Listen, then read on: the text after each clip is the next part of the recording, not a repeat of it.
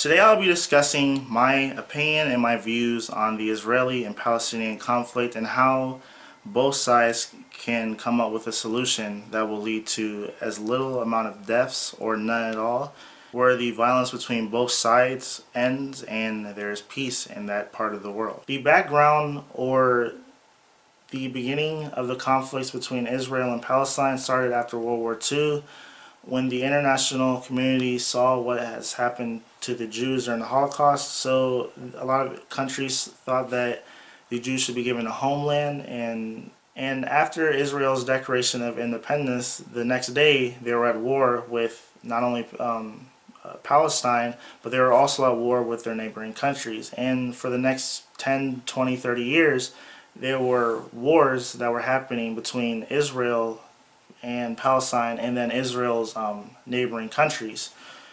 And this conflict or hostility between Israel and Palestine persists today, with Israel occupying Palestine through a military occupation. Some of the main issues I see hindering a peace process or a solution to the problem in the Middle East is, on both sides you have extremists. On the Israeli Jewish side you have radical religious like nationalists who have an ideology called Zionism, where they think that through their religion that they're somehow entitled to the whole of the country, or the two territories, Israel and Palestine.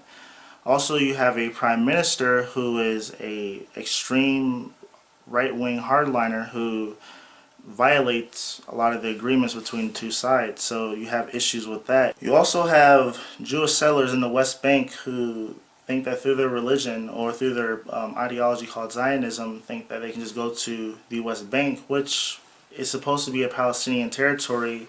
They go in there, they make settlements, and then that leads to more tensions between the two sides. Also, the IDF, or the Israeli Defense Forces, which is their military, have also committed a lot of atrocities against the Palestinians and have violated numerous human rights laws. And then on the Palestinian side, you have a lot of the same things that the Israelis are doing towards the Palestinians, and the Palestinians, or at least the extremist Palestinians, are doing towards the Israelis.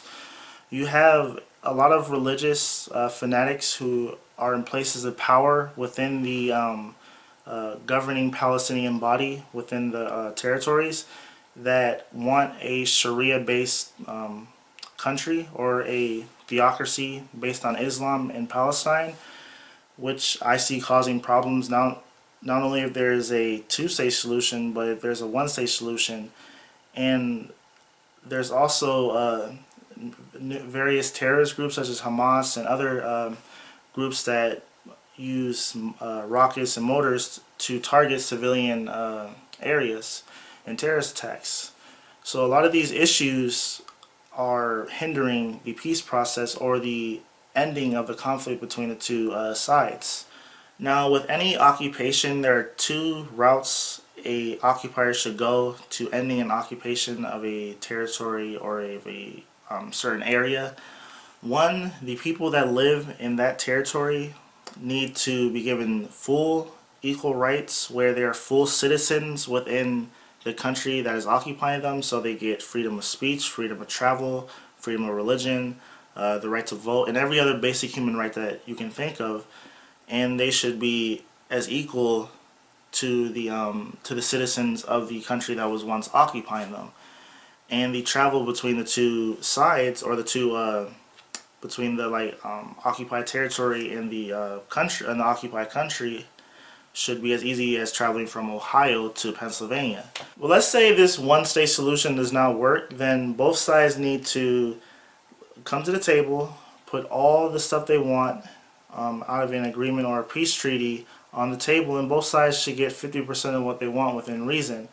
And if there is a two-state solution, then the people who are living in the Palestinian territories who are Jewish or Israeli, however they want to classify themselves, then they should be made as equal to within Palestine. And the same goes for the Palestinians who are living in Israel, should be given equal citizenship within that country.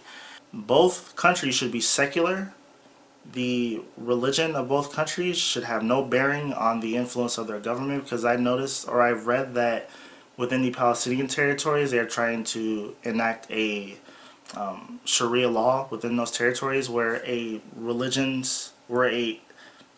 irrational religion holds sway over an entire population, and speaking out against a religion or having a freedom of speech that criticizes a religion can lead someone in jail, which I think is not right. I think that if you want to criticize any religion, then you should have the right to do that.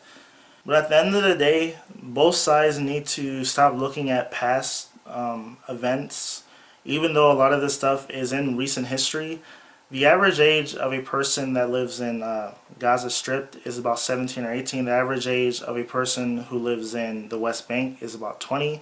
And the average age of an Israeli is around 28 or 29. So that means half of the people within this, that are affected by this conflict, a lot of the wars that happened in the 50s and the 60s, they weren't even around. So they're growing up in this conflict where they only see the other side as being the enemy. And that leads to another point. If there is a one-state solution, then the desegregation of the school system should be a focal point, because I learned through studying history in high school, and I'm still learning a lot about history in college, and I read a lot of history books in my private time, that a lot of the prejudices against certain groups from another group are learned behavior. People just don't wake up one day and say they hate a certain group. It's because of they're brought up by parents who might hold certain views against another group, and they grow up having these misconceptions or prejudices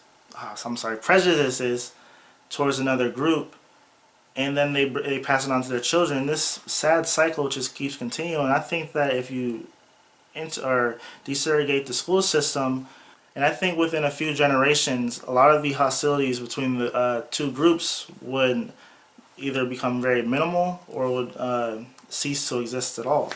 Now, in closing, both sides can continue to point the finger at who's right and who's wrong, but that's not going to lead to peace. If this continues, it's just going to lead to more violence and more oppression. And the reason I made this video is because not only do I want to just focus on different conflicts and different issues throughout the world, but as a humanist, I think that every conflict, there's always a peaceful solution. Even though sometimes it might not seem like it's possible, there's always a peaceful solution. And that's all I gotta say. Thanks for watching. Comment below. Tell me what you think. Subscribe, like, comment, and see you next time.